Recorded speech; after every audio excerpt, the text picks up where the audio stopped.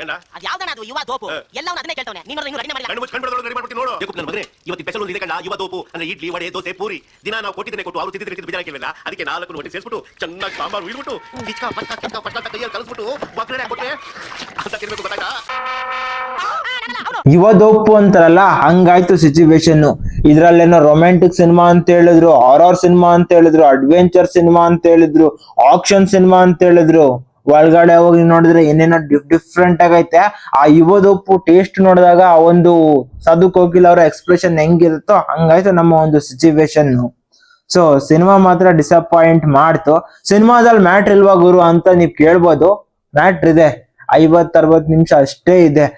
ಆಯ್ತು, ಆಮೇಲೆ ಆ ಒಂದು 50-60 ನಿಮಿಷ ಫೋಟೇಜ್ ನ ಮಾತ್ರ ಆಡ್ ಮಾಡಿದ್ರೆ ಸಿನಿಮಾ ಎಲ್ಗೋ ಹೋಗೋದು. ಬಟ್ ಅವ್ರು ಅದನ್ನ ಆಡ್ ಮಾಡ್ದಂಗೆ ಅನ್ನೆಸೆಸರಿ ಸೀನ್ಸ್ ನೆಲ್ಲ ತಂದ್ಬಿಟ್ಟು ಇಟ್ಬಿಟ್ಟಿದ್ದಾರೆ. ಆ ಫಸ್ಟ್ ಹಾಫ್ ಅಲ್ಲಿ ಬರೋ ಅರ್ಧ ಫಸ್ಟ್ ಹಾಫ್ ಎಗ್ರಸ್ ಹಾಕಿದ್ರು ಕೂಡ ಏನು ಸ್ಟೋರಿಗೆ ಇಂಪ್ಯಾಕ್ಟ್ ಆಗ್ತಿರ್ಲಿಲ್ಲ. ಇನ್ನು ಸೆಕೆಂಡ್ ಹಾಫ್ ಅದೇ ಸಿಚುವೇಶನ್ ಅಷ್ಟೆಲ್ಲ ಗುರು. ಈ ಒಂದ್ ಸಿನಿಮಾಗೆ ಒಂದ್ ಹೀರೋಯಿನ್ನೇ ಅನ್ನೆಸೆಸರಿ, ಅದ್ರಲ್ಲಿ 3 ಜನ ಹೀರೋಯಿನ್ ತಂದಿಟ್ಟಿದಾರಲ್ಲ, ಹಬ್ಬ. ಅದ್ರಲ್ಲಿ ಅವ್ರು ಬರೋ ಕಾಮಿಡಿ ಅದು ಅಷ್ಟು ವರ್ಕೌಟ್ ಆಗಲ್ಲ.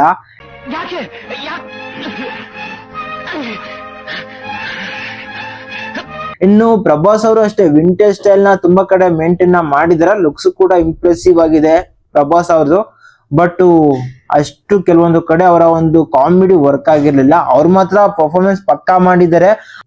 ಅದ್ರಲ್ಲೂ ಕೂಡ ಪೀಕ್ ಕ್ಲೈಮ್ಯಾಕ್ಸ್ ಅಲ್ಲಿ ಅವರ ಒಂದು ಪರ್ಫಾರ್ಮೆನ್ಸ್ ಪೀಕ್ ಅಲ್ಲಿ ಇದೆ. ಬಟ್ ಅವರ ಒಂದು ಪರ್ಫಾರ್ಮೆನ್ಸ್ ಕೂಡ ಸಿನಿಮಾನ ಸೇವ್ ಮಾಡಕ್ ಆಗ್ಲಿಲ್ಲ. ನೀವು ಟ್ರೈಲರ್ ನ ನೋಡಿದ್ರೆ ನಿಮ್ಗೊಂದು ಐಡಿಯಾ ಇರುತ್ತೆ. ತಲೆಕೆಳಗಾಗಿ ಒಂದು ಫೈಟ್ ಆಗುತ್ತೆ ಸಿನಿಮಾದಲ್ಲಿ. ಆ ಒಂದು ಪ್ರಮೋಷನ್ ಮೆಟೀರಿಯಲ್ ನ ಸ್ಟಾರ್ಟಿಂಗ್ ಇಂದ ಪ್ರಮೋಷನ್ ಮಾಡ್ಕೊಂಡ್ ಬಂದ್ರು. ಬಟ್ ಇಲ್ಲ ಅದನ್ನ ಎಗರ್ಸ್ ಹಾಕಿದ್ರು. ಅಂದ್ರೆ ಆ ಒಂದು ಸೀನೇ ಇಲ್ಲ. ಅಲ್ಲ ಗುರು, ಅನ್ನೆಸೆಸರಿ ಆಗಿರೋ ಸಾಂಗ್ಗಳನ್ನ ಆಡ್ ಮಾಡಿದ್ರ, ಅನ್ನೆಸೆಸರಿ ಆಗಿರೋ ಸೀನ್ಸ್ ಗಳನ್ನ ಆಡ್ ಮಾಡಿದ್ರ.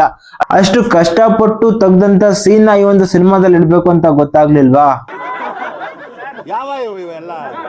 ಹೇಳ್ತೀನಿ ಗುರು, ತುಂಬಾ ಬ್ಯಾಡ್ ಡಿಸಿಷನ್ ತಗೊಂಡಿದ್ದಾರೆ ಸಿನಿಮಾದ ಟೇಕಿಂಗ್ ಅಲ್ಲಿ. ಅಷ್ಟೇ ಎಲ್ಲ ಬರ್ಕೊಂಡಿದ್ದಾರೆ. ಸೊ ಅದನ್ನ ಕೆಲವೊಂದು ಕೂಡ ತುಂಬಾ ವರಸ್ಟ್ ಆಗಿ ತಗೊಂಡ್ಬಂದಿದ್ದಾರೆ. ಅಷ್ಟೆಲ್ಲ ತುಂಬಾ ಲ್ಯಾಗ್ ಓಡಿಸ್ತಾರೆ ಸಿನಿಮಾದಲ್ಲಿ. ಅದ್ ಸ್ವಲ್ಪ ಮೈನಸ್ ಆಗ್ಬೋದು. ಇನ್ನು VFX ಗುರು, ಕೆಲವೊಂದು ಇಂಪಾರ್ಟೆಂಟ್ ಪೋರ್ಷನ್ ಅಲ್ಲಿ VFX ಸಖತ್ತಾಗೆ ಇದಾವೆ. ಬಟ್ ಇನ್ ಕೆಲವೊಂದು ಪೋರ್ಷನ್ಸ್ ಅಲ್ಲಿ VFX ಟೂ ಪೂರ್ ಆಗಿದಾವೆ. ಸೊ ಅದ್ ಸ್ವಲ್ಪ ಬ್ಯಾಡ್ ಫೀಲಿಂಗ್ ಬರುತ್ತೆ. ಬಟ್ ಕೆಲವೊಂದು ಇಂಪಾರ್ಟೆಂಟ್ ಸೀನ್ ಗಳಲ್ಲಿ ತುಂಬಾ ಚೆನ್ನಾಗಿದೆ VFX. ಅದಕ್ಕೆ ಮಾತ್ರ ಅಪ್ರಿಶಿಯೇಟ್ ಮಾಡ್ಬೇಕು ಟೀಮ್ ಅವ್ರನ್ನ. ಬಟ್ 350 ಕೋಟಿ 400 ಕೋಟಿ ಅಂತಾರೆ ಸಿನಿಮಾದ ಬಜೆಟ್. ಆ ಒಂದು ಬಜೆಟ್ಗೆ ಯಾವ ರೇಂಜಿಗೆ ಇರೋ ಸಿನಿಮಾ ತೆಗಿಬೇಕು. ಇವ್ರು ನೋಡಿದ್ರೆ ಇಷ್ಟು ಪೂರ್ VFX ಅಂತ ಅಂದ್ರೆ ನಿಜವಾಗ್ಲೂ ಅನುಮಾನ ಬರುತ್ತೆ ಎಷ್ಟು ದುಡ್ಡು ಸಿನಿಮಾಗೆ ಹಾಕಿದಾರ ಇಲ್ವೋ ಅಂತ.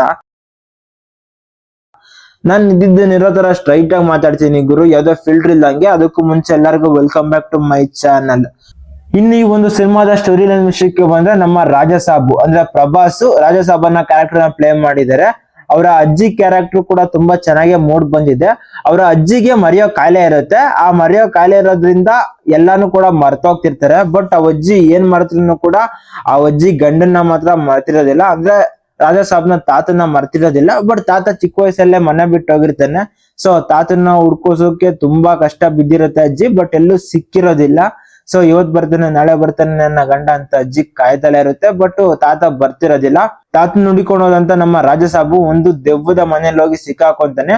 ಆ ಒಂದು ಮನೆಯಲ್ಲಿ ದೆವ್ವ ಆಗಿರೋದೇನೆ ರಾಜಸಾಬ್ ಅವರ ತಾತ ಅಂದ್ರೆ ಅಜ್ಜಿ ಗಂಡ. ಆಮೇಲೆ ಏನಾಗುತ್ತೆ ಹೆಂಗೆ ಏನು ಎಲ್ಲ ಸಿನಿಮಾದಲ್ಲೇ ನೋಡಿ ತಿಳ್ಕೊಬೇಕು. ಸೊ ಕೆಲವೊಂದು ಕಡೆ ಹಿಪ್ನೋಟೈಸ್ ಮಾಡೋದೇ ಆಗಿರ್ಬೋದು, ಅಷ್ಟೆಲ್ಲ ಮೈಂಡ್ ಗೇಮೇ ಆಗಿರ್ಬೋದು, ಆ ಮನುಷ್ಯನ ಕಂಟ್ರೋಲ್ ಮಾಡೋದೇ ಆಗಿರ್ಬೋದು, ಲಾಸ್ಟ್ ಅಲ್ಲಿ ಆ ಒಂದು ಕ್ಲೈಮ್ಯಾಕ್ಸ್ ಆಗಿರ್ಬೋದು ತುಂಬಾ ಇಂಪ್ರೆಸ್ ಮಾಡ್ತು ನನ್ಗೆ. ಬಟ್ ಹೇಳ್ತೀನಲ್ಲ, ಸಿನಿಮಾ ತುಂಬಾ ಪೇಷನ್ಸ್ ಅಲ್ಲಿ ವೆಯ್ಟ್ ಮಾಡ್ಬೇಕು. ಅಂದ್ರೆ ಫಸ್ಟ್ ಹಾಫ್ ಅಲ್ಲಿ ಸಿನಿಮಾಗೆ ಸಂಬಂಧನೇ ಇಲ್ಲ ಗುರು. ಅನ್ನೆಸೆಸರಿಯಾಗಿ ಕಾಮಿಡಿನ ಹುಟ್ಟಾಕ್ಬೇಕು ಅಂತ ತಗೊಂಡ್ಬಂದಿರೋ ಸೀನ್ಸ್, ಫಸ್ಟ್ ಹಾಫ್ ಅಲ್ಲಿ ಬರ್ತಕ್ಕಂತ ಕೆಲವೊಂದು ಸೀನ್ಸ್ ನಿಜವಾಗ್ಲೂ ಬೋರ್ಡಿಸ್ಬಿಡುತ್ತೆ ಸಿನಿಮಾ ಮೇಲೆ. ಸೊ ಇನ್ನು ಆಕ್ಟರ್ಸ್ ನ ಪರ್ಫಾರ್ಮೆನ್ಸ್ ವಿಷಯಕ್ಕೆ ಬಂದ್ರೆ, ಪ್ರಭಾಸ್ ಅವರು ಆಸ್ ಯೂಸಲ್ ಅವರ ಒಂದು ಪರ್ಫಾರ್ಮೆನ್ಸ್ ಇಂದ ಸಿನಿಮಾದ ಕೆಲವೊಂದು ಪೋರ್ಷನ್ಸ್ ಅಲ್ಲಿ ಸಿನಿಮಾನ ಸೇವ್ ಮಾಡಿದ್ದಾರೆ. ಆ ಒಂದು ಆಕ್ಟಿಂಗ್ ನ ವಿಂಟೇಜ್ನೆಸ್ ತಗೊಂಡ್ ಬಂದಿದ್ದಾರೆ. ಅಂದ್ರೆ ವಿಂಟೇಜ್ನೆಸ್ ಅಷ್ಟು ಪರ್ಫೆಕ್ಟ್ ಆಗಿ ತಗೊಂಡ್ಬಂದಿಲ್ಲ ಅಂದ್ರೂ ಕೂಡ ಒಂದ್ ರೇಂಜ್ ಅಲ್ಲಿ ಮ್ಯಾಚ್ ಮಾಡಿದ್ದಾರೆ. ಅಂದ್ರೆ ಹಳೆ ಪ್ರಭಾಸ್ ಯಾವ ತರ ಆಕ್ಟಿಂಗ್ ಮಾಡ್ರು ಆ ಒಂದು ವಿಂಟೇಜ್ನೆಸ್ ತಗೊಂಡ್ಬರೋದಕ್ಕೂ ಕೂಡ ಟ್ರೈ ಮಾಡಿದ್ದಾರೆ. ಬಟ್ ಹೇಳ್ತೀನಲ್ಲ, ಅಷ್ಟು ಆಕ್ಯುರೇಟ್ ಆಗಿ ಬಂದಿಲ್ಲ. ಬಟ್ ಕೆಲವೊಂದು ಕೂಡ ತುಂಬಾ ವರ್ಕ್ ಆಗುತ್ತೆ. ಇನ್ನು ಹೇಳಿದ್ನಲ್ಲ, ಪ್ರಭಾಸ್ ಆಸ್ ಇಟ್ ಇಸ್ ಚೆನ್ನಾಗಿ ಆಕ್ಟಿಂಗ್ ನ ಮಾಡಿದ್ದಾರೆ. ಇನ್ನು ಸೈಕಿಯಾಟ್ರಿಸ್ಟ್ ಆಗಿ ಬರ್ತಕ್ಕಂಥ ಪರ್ಸನ್ ಕೂಡ ತುಂಬಾ ಚೆನ್ನಾಗಿ ಆಕ್ಟಿಂಗ್ ನ ಮಾಡಿದ್ದಾರೆ. ಅವರ ಒಂದು ಆಕ್ಟಿಂಗ್ ಕೂಡ ಸಿನಿಮಾಗೆ ತುಂಬಾ ಇಂಪಾರ್ಟೆಂಟ್. ಇನ್ನು Sanjay Dutt as it is ತುಂಬಾ ಚೆನ್ನಾಗಿ ಆಕ್ಟಿಂಗ್ ನ ಮಾಡಿದ್ದಾರೆ, ಅದು ಓಕೆ. ಬಟ್ ಹೀರೋಯಿನ್ಸ್ ಕ್ಯಾರೆಕ್ಟರ್ ಬೇಕಾಗಿರ್ಲಿಲ್ಲ, ಆದ್ರೂ ಸಿನಿಮಾದಲ್ಲಿ ಇಕ್ಕಿಸಿದ್ದಾರೆ ಅಷ್ಟೇ ಅಲ್ಲ. ಕೆಲವೊಂದು ಕ್ಯಾರೆಕ್ಟರ್, ಈಗ ಸತ್ಯ ಅವರು ತೆಲುಗುನಲ್ಲಿ ದೊಡ್ಡ ಕಾಮಿಡಿಯನ್ನು, ಬಟ್ ಅವ್ರನ್ನ ಅಷ್ಟು ಯೂಸ್ ಮಾಡ್ಕೊಂಡಿಲ್ಲ. ಸಪ್ತಗಿರಿ ಅವರು ಕೂಡ ತುಂಬಾ ಚೆನ್ನಾಗಿ ಆಕ್ಟಿಂಗ್ ನ ಮಾಡಿದ್ದಾರೆ, ಬಟ್ ಅವರ ಒಂದು ಕ್ಯಾರೆಕ್ಟರ್ ಕೂಡ ಸಿನಿಮಾದಲ್ಲಿ ಅಷ್ಟೊಂದಿಲ್ಲ. ಇನ್ನು VFX ಕೆಲವೊಂದು ಕಡೆ ತುಂಬಾ ಚೆನ್ನಾಗಿ ವರ್ಕ್ ಆಗಿದೆ, ಅದರಲ್ಲೂ ಕೂಡ ಮಸ್ಟ್ಲೆ VFX ಆಗಿರ್ಬೋದು. ಅಷ್ಟೇ ಅಲ್ಲ, ಕೆಲವೊಂದು ಭೂತಗಳದ್ದು VFX ತುಂಬಾ ಚೆನ್ನಾಗಿ ಬಂದಿದೆ. ಬಟ್ ಇನ್ನೊಂದು ಕೆಲವೊಂದು ಕಡೆ ತುಂಬಾ ವರಸ್ಟ್ ಆಗಿ ಬಂದಿದೆ, ಅದು ಕೂಡ ತುಂಬಾ ಬ್ಯಾಡ್ ಫೀಲಿಂಗ್ ನ ತಗೊಂಡ್ ಬರ್ತೈತೆ. ಒಂಥರ ಹೇಳ್ತೀನಲ್ಲ, ಸಿನಿಮಾ ಇಷ್ಟು ಚೆನ್ನಾಗಿದ್ರೆ ಇಷ್ಟು ಚೆನ್ನಾಗಿಲ್ಲ ಅಂತ ಒಂದು ಸಿಚುವೇಶನ್ ಅಲ್ಲಿ ಇದ್ದಾರೆ. ಇನ್ನು ಡೈರೆಕ್ಟರ್ ಮಾರುತಿ ತುಂಬಾ ಕಾನ್ಫಿಡೆಂಟ್ ಆಗಿದ್ರು. ನಿಜವಾಗ್ಲೂ ಸರ್, ಕೆಲವೊಂದು ಸೀನ್ಸ್ ಗಳನ್ನ ತೆಗ್ದಾಕ್ದಂಗೆ ಹೀರೋಯಿನ್ಸ್ ನ ಎಕ್ಸ್ಟ್ರಾ ಆಡ್ ಮಾಡ್ದಂಗೆ ಇದ್ರೆ ಸಿನಿಮಾ ಇನ್ನೂ ಚೆನ್ನಾಗೇ ಇರೋದೇನೋ, ಎಕ್ಸ್ಪೀರಿಯನ್ಸ್ ಕೊಡೋದೇನೋ. ಬಟ್ ನೀವು ಮಿಸ್ಟೇಕ್ ಮಾಡ್ಕೊಂಡಿದ್ದೀರಾ. ಸೊ ನೆಕ್ಸ್ಟ್ ಟೈಮು ಮಿಸ್ಟೇಕ್ ಮಾಡ್ಕೊಳ್ದಂಗಿದ್ರೆ ಬೆಟರ್. ಇನ್ನು ಸಿನಿಮಾದ ಪಾರ್ಟ್ 2 ಲೀಡ್, ಅದು ನಾವು ಟ್ರೈಲರ್ ಅಲ್ಲಿ ನೋಡಿದ್ವಿ ಅಷ್ಟೇನೆ ಇದೆ. ಸೊ ಬಟ್ ಈ ಒಂದು ಸ್ಟೋರಿ ಇಲ್ಲಿ ಕಂಪ್ಲೀಟ್ ಆಗುತ್ತೆ. ಕ್ಲೈಮ್ಯಾಕ್ಸ್ ಮಾತ್ರ ಒಂಥರ ತುಂಬಾ ಚೆನ್ನಾಗಿ ಎಂಗೇಜ್ ಮಾಡ್ತು. ನನ್ಗೆ ಈ ಒಂದು ಕ್ಲೈಮ್ಯಾಕ್ಸ್ ನೋಡ್ತಿರೋ ಜ್ಞಾಪಕ ಬರೋದು ಯಾವ್ದು ಗೊತ್ತಾ, 45 ಸಿನಿಮಾದ ಕ್ಲೈಮ್ಯಾಕ್ಸ್.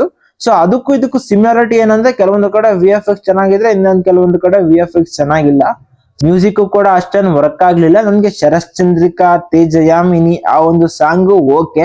ನಮ್ಮ ಕನ್ನಡದಲ್ಲಿ ಇದೆ ಸಿನಿಮಾ, ಆರಾಮಾಗಿ ಥಿಯೇಟರ್ ಅಲ್ಲೇ ನೋಡ್ಬೋದು, ಹೋಗಿ ನೋಡಿ. But patience is very important.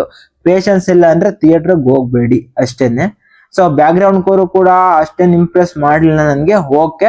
ಇನ್ನು ಇದಾಗಿತ್ತು ಗೈಸ್ ನನ್ನ ಒಂದು ರಿವ್ಯೂ. ಆಲ್ರೆಡಿ ಸಿನಿಮಾ ನೋಡಿದ್ರೆ ನಿಮ್ ಎಕ್ಸ್ಪೀರಿಯನ್ಸ್ ಏನಂತ ಕಮೆಂಟ್ ಮಾಡಿ. ನಾನು ನಿಮ್ಗೆ ಮತ್ತೆ ಒಳ್ಳೊಳ್ಳೆ ವಿಡಿಯೋ ಜೊತೆ ಸಿಗ್ತಾ ಇರ್ತೀನಿ. ಬಾಯ್.